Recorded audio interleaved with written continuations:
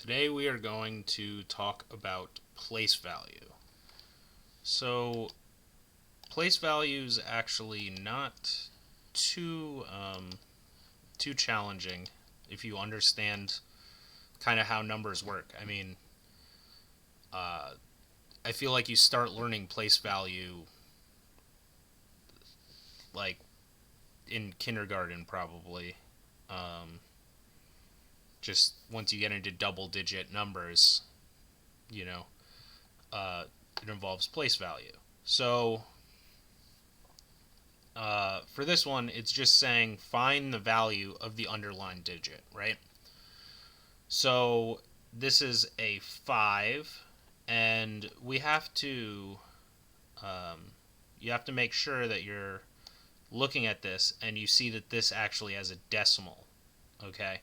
So that's extremely important because if you mistook this decimal for a comma or something like that, then the number would be completely different. So always realize if you have a decimal. Okay, so that's first. Right now, the easiest way, now this is an example, they give you the answer right here. So this 5 is in the millions place. Now, I know that it's in the millions place because, right, I know that this is the decimal. So the number, the whole number part of it starts here. The decimal is to the right. So this is a fraction of 1, right? So this is 54 hundredths right here. And the whole number part of it starts here.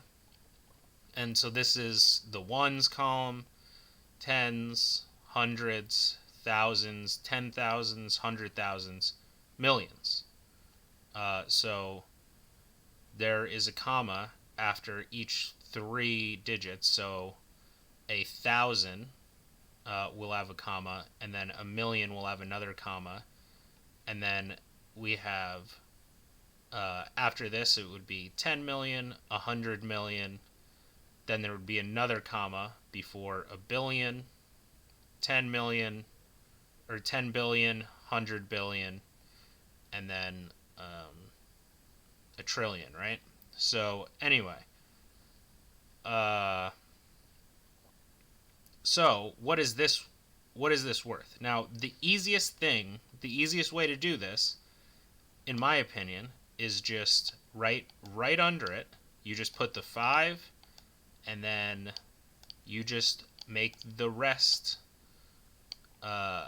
You just put zeros as the rest of the number, right?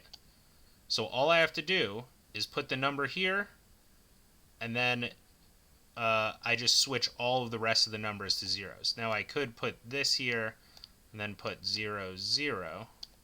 Okay, but that doesn't change the number, right? Because 0 after the decimal is normal. So it's the same thing here, 3 million. Now for this one, we need to start looking, and since it's in the decimal place, we actually need to change how we do this, and when the number that we're looking for is after the decimal, we actually need to change all of the numbers to the left of it to zeros instead of to the right of it, because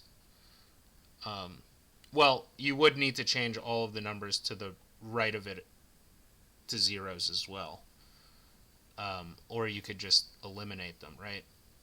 But so right here, all of these numbers would be 0, but we can just put 1 0 because, 5 zeros here is equal to 1 0.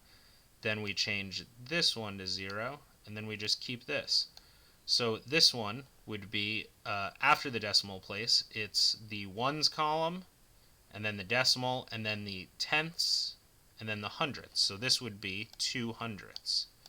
That is all that is worth.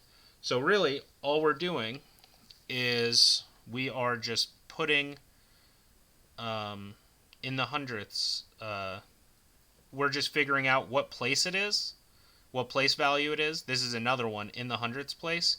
So this is just 7/100ths, right? And this one right here, what place value is this? It is the hundredths place value, right? It's tens, or I'm sorry, ones, tens, hundredths, or hundreds, right? So this is just worth 400. Okay, this 4 in the hundredths place is just worth 400. The 1 in the 100,000th place, right? I know it's the 100,000th place because there's 6 numbers here. So the 1 here is just worth 100,000, right? So it's just 1, and then I can just write zeros for the rest of these numbers.